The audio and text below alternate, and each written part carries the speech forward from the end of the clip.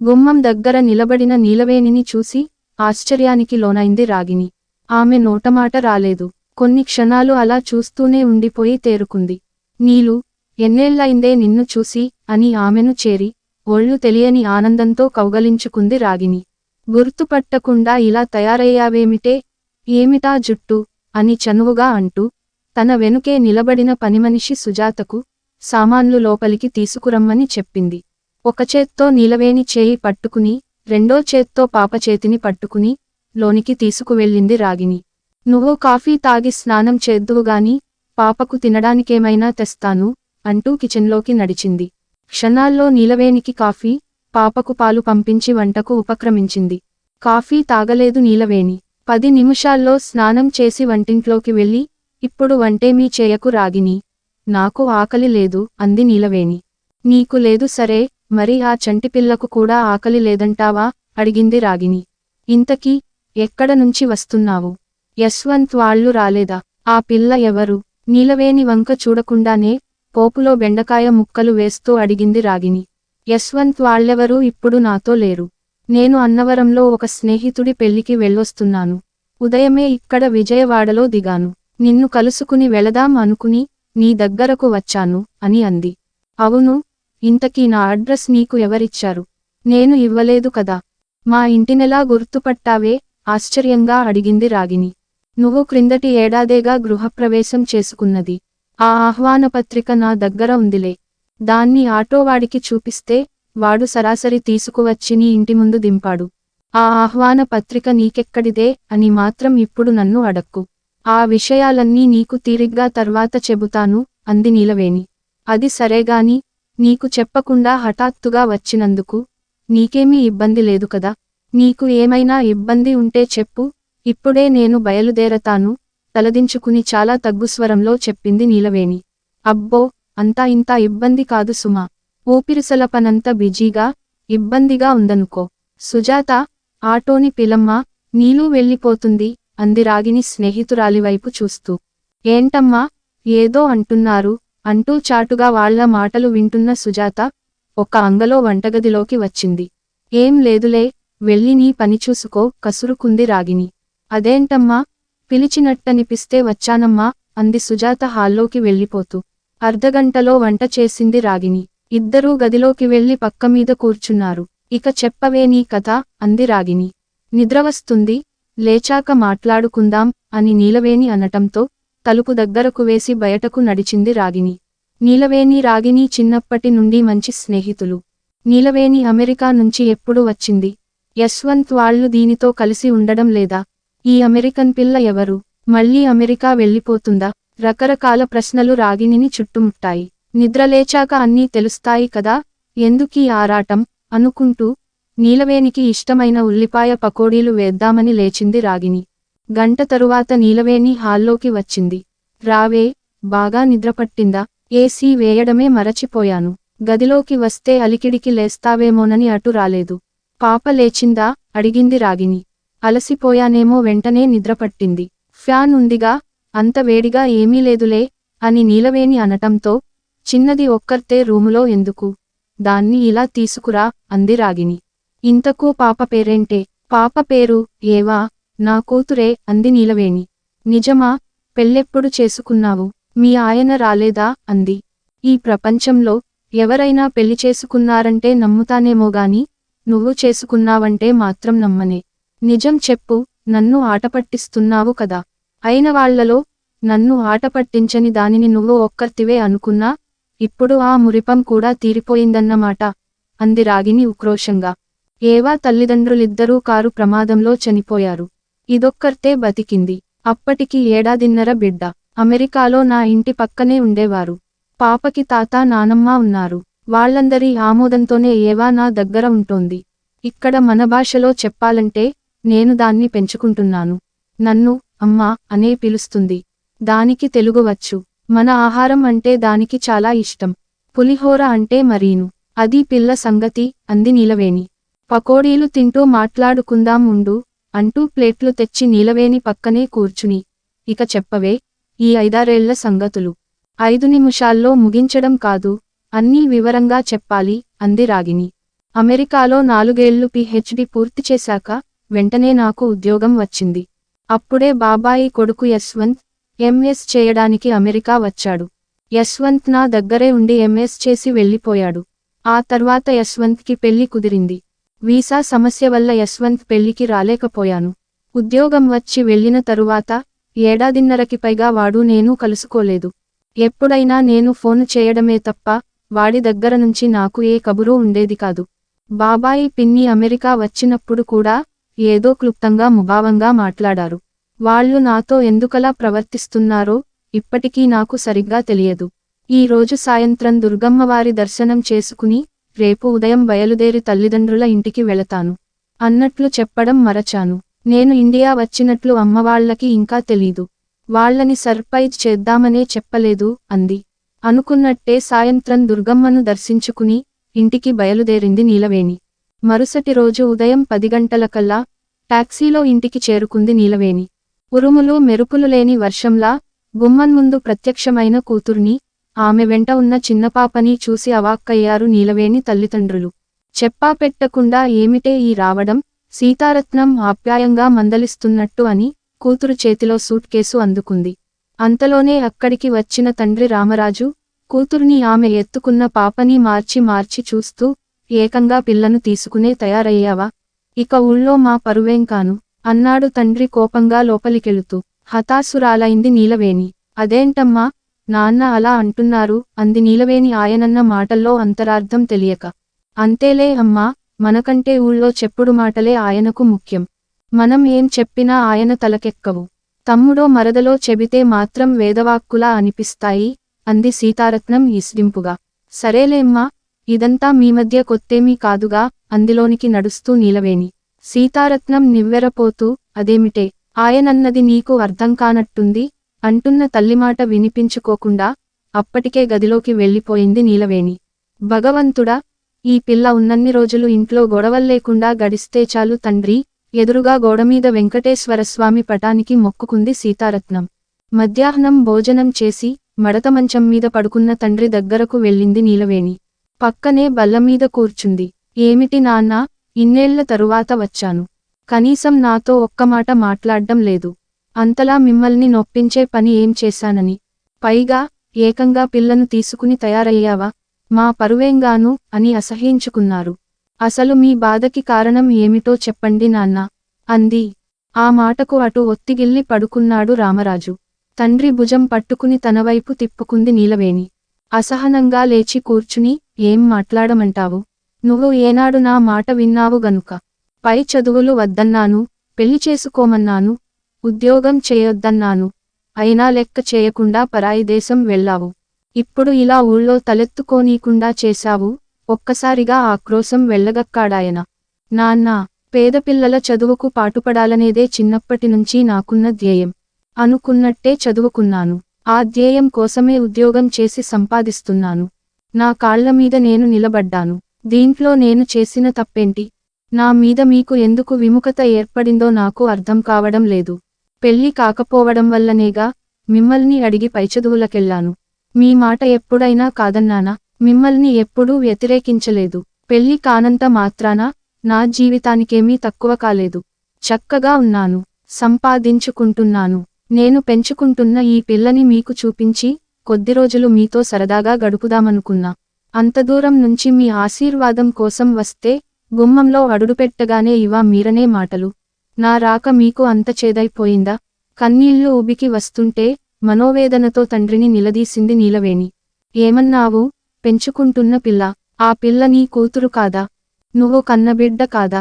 నాకంతా తెలుసు. ఎందుకు బంకుతావు? నీలవేణి మొహంలోకి చూడకుండా కటువుగా అన్నాడు తండ్రి. పుట్టి బుద్ధిరిగాక పల్లెత్తుమాట అనని తండ్రేనా ఇలా అంటున్నది అనుకుంది. మళ్ళీ ఒక్కసారి పూనకం వచ్చిందానిలా, నాన్నా, ఏం మాట్లాడుతున్నావు? ఈ చెత్తమాటలు అనిపించుకోవడానికా అంతదూరం నుంచి వచ్చింది అంది నీలవేణి. ఏమైందే తల్లి? ఏమిటా కేకలు? లోపల నిద్రపోతున్న తల్లి చావడిలోకి పరుగెత్తుకొచ్చింది. అమ్మా, ఈ క్షణమే నేను తిరిగి వెళుతున్నాను. నా గొంతులో ప్రాణం ఉండగా మళ్ళీ ఈ ఇంటికి తిరిగిరాను. ఈ పిల్ల నా కన్న కూతురట. నేను బొంకుతున్నానట. పుట్టి బుద్ధిరిగి ఎవరితోనూ ఇలా మాటలు పడలేదు. స్వయానా తండ్రే ఇంతలేసి మాటలంటే భరించడం ఇక నా వల్ల కాదు. భరించలేను, ఉండలేను అంటూ రెండో అంగల్లో గదిలోకెళ్లి బ్యాగు, సూట్కేసు బయటకు విసిరేసింది.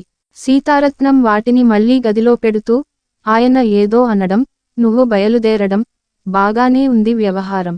భగవంతుడా, ఒక్కగానొక్క పిల్ల, దిక్కుమొక్కు లేకుండా ఒంటరిగా దూరదేశంలో ఉంటోందనే బాధ ఒక్కటే ఉండేది ఇన్నాళ్ళు. ఇప్పుడు మళ్ళీ ఇదో గొడవ, మమ్మల్ని ఒడ్డున పడేయి తండ్రి, గట్టిగట్టిగా దేవుళ్ళకి మొక్కులు మొక్కుకుంది సీతారత్నం. అంతలోనే ఏదో నిర్ణయానికి వచ్చినట్లుగా, నీలమ్మ, నీ మీద ఓ అపవాదు పడింది. నీ మీద అపవాదు వేసిన వాళ్ల నోళ్లు మూయించాలిగాని, ఇలా అర్ధాంతరంగా ఇల్లొదిలి వెళ్ళిపోతే ఆ అభాండాన్ని నిజం చేసిన దానవవుతావే. మేమింకా ఊళ్ళో తలెత్తుకుతిరగ్గలమా? ఈ పుకారు ఎవరు పుట్టించారో తేల్చు. నింపాదిగా కూర్చుని ఆలోచించుకో. మీ నాన్నదేముంది, ఎవరేది చెబితే అదే నిజమని నమ్మే అన్నెం పుణ్యం తెలియని పాతకాలపు మనిషి. పై చదువులకని నువ్వు ఈ ఇల్లు వదిలి వెళ్లి దాదాపు 12 ఏళ్లయింది. ఏడాది క్రితం ఎవరో దురాలోచనతో ఆయన బుర్రలో ఈ మొక్క నాటారు. అప్పటి నుంచి ఆయన ఇల్లు కదలడమే మానేశారు. తట్టుకోలేకపోతున్నారు. ఇప్పుడు ఆ మొక్క కాస్తా చెట్టై కూర్చుంది. అది ఓ అబద్ధమని తేల్చు, అన్నవాళ్ల చెంప చెల్లుమనిపించు. ఇలా అని వాళ్లసలు ఏం సాధించాలనుకున్నారు? ఎందుకిలా నాటకాలాడుతున్నారో ఆలోచించు. అన్నీ నీకే అర్థమవుతాయి అంది సీతారత్నం. తల్లికేసి అలా చూస్తూ ఉండిపోయింది నీలవేణి. నిజమే, ఎంత విఘ్నతగా చెప్పింది అనిపించింది. తల్లి మాటలు ఆమెలో కొత్త ఆలోచనల్ని, ధైర్యాన్ని నింపాయి. ఆలోచించడం మొదలెట్టింది నీలవేణి. ఎంత బుర్రబద్దలు కొట్టుకున్నా యశ్వంత్, తన బాబాయి, పిన్ని తప్ప ఇందులో వేరే వ్యక్తి ప్రమేయం కనిపించడంలేదామెకు. నీతో మొదట ఇలా అన్నదెవరు? ఎప్పుడో అన్నారు, తల్లిని అడిగింది నీలవేణి. ఆ తెల్లపిల్ల నీ కూతురు కన్నబిడ్డేనట. యశ్వంత్ పెళ్లి రోజుల్లోనే కాన్పు జరిగిందట. అందుకే పెళ్లిక్కూడా రాలేదట. ఊరంతా కోడై కూస్తోంది, తలెత్తుకుని తిరగగలమా? ఇద్దరం గోదాట్లో దూకి చద్దాం పదా అని పెద్ద రాద్ధాంతం చేశారు మీ నాన్న. అప్పటినుంచి బయటకు వెళ్లాలంటే నాకు జంకుగానే ఉంది. ఎవరన్నారయ్యా అంటే చెప్పడు. నా దగ్గర మాట్లాడటం లేదు, నీతోనే ఎందుకు అంటున్నారని అడిగితే, కూతురిని వెనకేసుకొస్తావని నీతో ఎవరూ అనరు అంటాడు.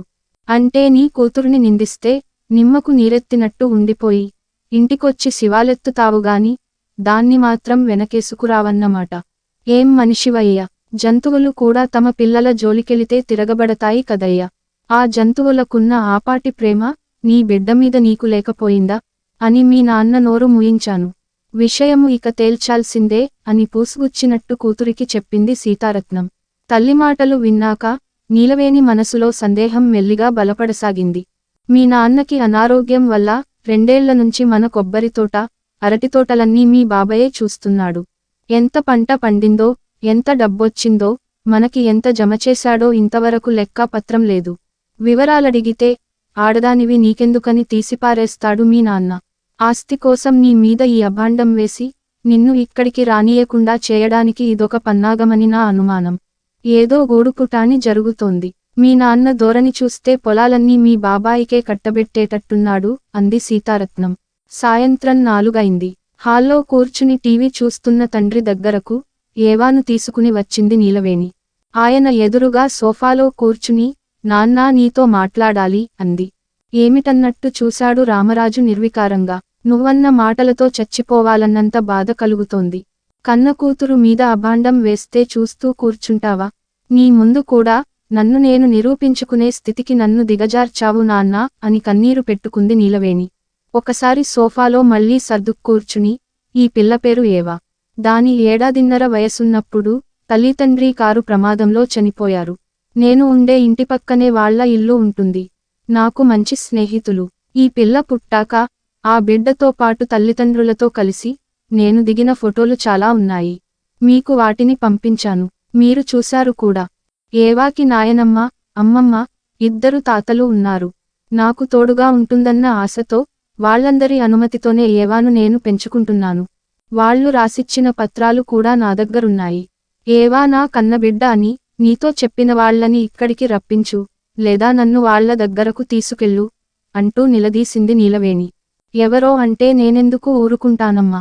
అమెరికాలో స్వయంగా నిన్ను కళ్లతో చూసిన వాళ్లే చెప్పారు.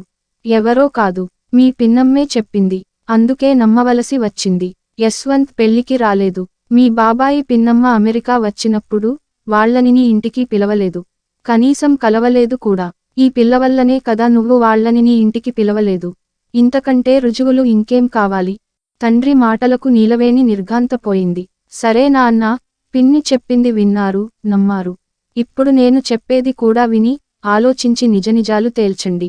పిన్ని బాబాయి అమెరికా వచ్చినప్పుడు వాళ్ళు నా ఇంట్లో ఉండి కూడా నీకెందుకు అబద్ధం చెప్పారో వాళ్ళని మీ ముందే అడుగుతాను పదండి. అమ్మా నువ్వు కూడా బయల్దేరు అని ఏవాకి మంచి డ్రెస్ వేసి ఆ క్షణంలోనే బయలుదేరింది నీలవేణి. ఎప్పటికైనా నిజం తేలవలసిందే కదా అని బయలుదేరాడు తండ్రి. వాళ్ళ ఇంటికి చేరుకునేసరికి అప్పటికే ప్రయాణ సన్నాహంలో హడావుడిగా ఉన్నారు పిన్ని బాబాయి. ఏరా, ఎక్కడికో బయలుదేరుతున్నారు? తమ్ముణ్ణి అడిగాడు రామరాజు. అవునన్నయ్య, మీ మరదలు అన్నవరం వెళ్ళివద్దాం అంది. రేపొద్దున్న టైము ఉండదని ఇప్పుడే సర్దుకుంటున్నాం అంటూ. ఎప్పుడు వచ్చావు నీలమ్మ? ఎలా ఉన్నావు? యశ్వంత్ పెళ్లికి రాకపోతివే నిష్ఠూరంగా పలకరించాడు బాబాయి. పిన్ని కూడా గొంతు కలిపింది. బాగున్నాను బాబాయ్. వీసా సమస్య వచ్చి యశ్వంత్ పెళ్లికి రాలేకపోయాను. అయినా అన్ని సంగతులు ఎప్పటికప్పుడు మీకు తెలుస్తున్నవేగా. కొత్తవేమున్నాయే బాబాయ్? కొత్త సంగతల్లా ఒక్కటే, ఈ పిల్ల నా కన్నకూతురని పిన్ని నాన్నతో చెప్పిందట. మా పరువు ప్రతిష్ట ఏం గావాలి? ఇక తలెత్తుకుని ఎలా తిరగాలి అని నేను గుమ్మంలో అడుగుపెట్టగానే నాన్న నాపై విరుచుకుపడ్డారు. పుష్కరం తర్వాత ఇంటికొస్తే గుమ్మంలో ఇది నాకు ఎదురైన విచిత్ర పరిస్థితి అంటూ పిన్ని వంక చూసింది నీలవేణి. అయ్యో, నేను అనడమేమిటే, ఆ బిడ్డ సంగతి నాకు తెలియదా? నువ్వు ఆ పిల్లను పెంచుకుంటున్నావని, కన్నబిడ్డలాగా చూసుకుంటున్నావని యశ్వంత్ నాతో చెప్పాడు. అదే మాట నేను మీ నాన్నతో అన్నాను, కన్నబిడ్డలా చూసుకుంటోందని. అంత మాత్రనికే నేను నిన్నేదో అన్నానని అనకే తల్లి. పొద్దున్న లేస్తే మొహమొహాలు చూసుకునేవాళ్లం. మా మధ్య గొడవలు పెట్టకే తల్లి. ఇవాళ ఉండి రేపెళ్ళిపోయేదానివి. కొంగు నోటికి అడ్డం పెట్టుకుని ఏడుపు లంకించుకుందావిడ. ఏవా ఎవరో ఏమిటో నీకు తెలియదా?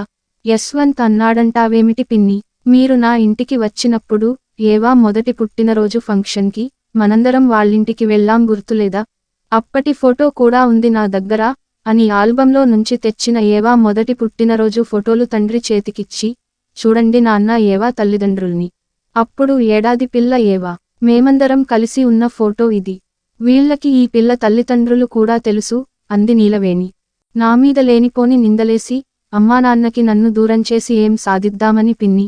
మా ఆస్తి మీద పెత్తనం కోసమా? ఆస్తి మొత్తం అనుభవించడానికా? ఇంతకంటే మీకు వేరే మార్గం దొరకలేదా? అది సంగతి నాన్న. ఇప్పుడేమంటారు? ఊరంతా కోడై కూస్తోంది అది ఇది అన్నారు. తండ్రి మొహంలోకి సూటిగా చూస్తూ నిలబడింది నీలవేణి.